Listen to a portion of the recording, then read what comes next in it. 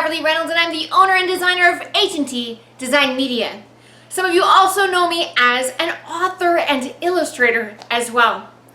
So now, I want to teach you information about writing your story. Coming right back at you guys.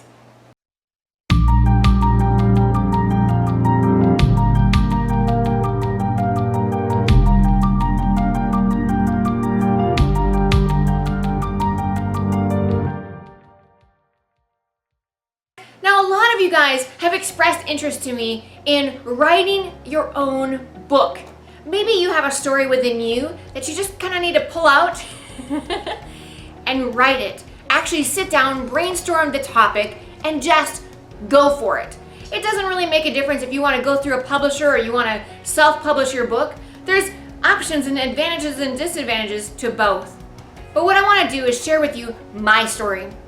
So about 10 years ago, my then husband and I, we actually adopted our child.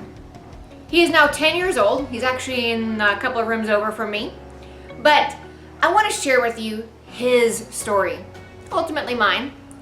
But 10 years ago, I actually had the luxury and opportunity of watching my son be born through the gift of adoption.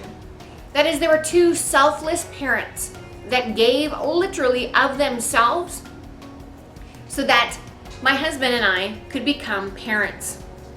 So you can about imagine, one of the things that I did as a result is I wrote this book called Here and There, Loving You Always. Now, this is not just an advertisement for this book, because you can find it on Amazon. That's not hard to find. But what I really want to tell you about is the fact that this was my story. This is something that I'm very, very passionate about. Adoption. If any of you guys know me at all, you've been following me for any amount of time, you know that when I hear that somebody is adopted, I always start inquiring, asking, well, how did you meet the birth parents? If you're the birth parents, how did you come to the choice of adoption? In our case, my son's birth parents decided around the 6-month period that they wanted to adopt their child out. That is, they wanted to find a couple that could raise their child as their own. Usually people that were unable to otherwise have children for whatever reason. So they sought various adoption sites, and we were listed with a site called christianadoption.com. I don't believe this site is in existence anymore, but it was really a facilitator site that would help young couples looking to adopt. And they were willing to do a lot of the groundwork on their own. So a lot of you have heard of adoption agencies or adoption attorneys, but maybe the word facilitator is a little bit different term for you guys. This is something in which you've got somebody that's almost an advisor, but you have to hire your own attorney, you have to do your own home study, you really have to do all the communications with the birth mom on your own. Which for first-time adoptive couples, that can be a daunting task, because you never know what you're going to find. A lot of couples and families who are looking to expand their family or have their first child are very desperate in some cases because they weren't able to have children on their own and they wanted so badly to become parents. I happen to know exactly how that feels. You try everything. You hope and you pray with all your mind that next contact from that birth mother, that birth father, that set of birth parents, that's the one. And then you realize after talking to them that they just can't possibly be real, because keep in mind that most things that are, you've heard of this, if it's too good to be true, it probably is too good to be true. There's a lot of scam artists that want to take advantage of waiting couples or prospective couples that want to adopt. They want so badly, like almost desperately, in some cases very desperately, to become parents because they know that desire that they just can't fulfill. And they don't feel like they're enough just as a couple. Not that they wouldn't be happy, but that they want to raise a child or children of their own. So if we go back to, it was 2008 rather, and I remember it was August and we had just listed in January of that year, and I remember thinking, wow, it's an eternity. It was only a few months. But I know firsthand what it feels like to want and to wait, and to have it be literally out of your control. And then that email came. The lady who would eventually then become our birth mother had contacted us and asked one of us to call her that evening. We arranged a time. It was 7 p.m. and I remember this like it was yesterday.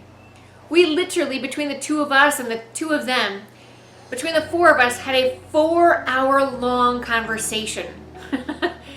I know it's hard to believe. I mean, I can probably talk for hours, but imagine the nerve-wracking conversation when you have in your mind that, what if this is the one? What if this is the couple? What if this is a match? What if that's our child inside of that birth mom? In our case, it was exactly that. And within 2 weeks, we were on a plane and we were going sight unseen to go meet her and the birth father. We met them at the Melting Pot, a wonderful restaurant here in the United States, and wasn't very cheap and it wasn't very short. In fact, just like our first phone call conversation, our first meeting took several hours as well. And I remember, from not having been a mother myself, I would feel her stomach and I would feel it and I would not want to let go because I would get to feel him kicking. And that's when I found out that our son would be our son. We were a match right then and there.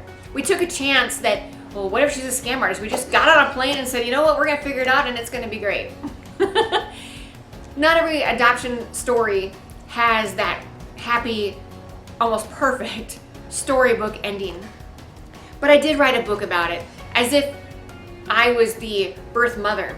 I wanted every adoptee or adopted child to be able to feel the love that I was able to witness firsthand.